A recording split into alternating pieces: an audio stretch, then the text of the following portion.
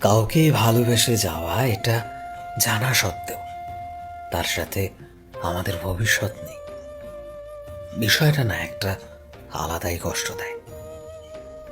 তুমি জানো এর কোনো শেষ নেই, তবুও তুমি অপেক্ষা করো সেটা পূর্ণতা পাওয়ার। তুমি সবকিছুই নিজের ভেতরে রেখে দাও। সে কিভাবে হাসলো, সে কিভাবে তোমার নাম ধরে ডাকে, যেটা একদিন ঠিকই অতীতের মুহূর্ত হয়ে থেকে যাবে তোমার কাছে সারাটা জীবন। কিন্তু তুমি তবুও চেষ্টা করো তার সাথে ভালো থাকার, যতটুকু সময় পাও একে অপরকে ভালো রাখার। আসলে ভালোবাসা কখনোই শেষ হয় না, হয়তো সম্পর্ক পূর্ণতা পায় না, কিন্তু সত্যিকারের ভালোবাসা থেকেই যায়, এটা জানা সত্ত্বেও যে বাস্তবটা ঠিক উল্টো।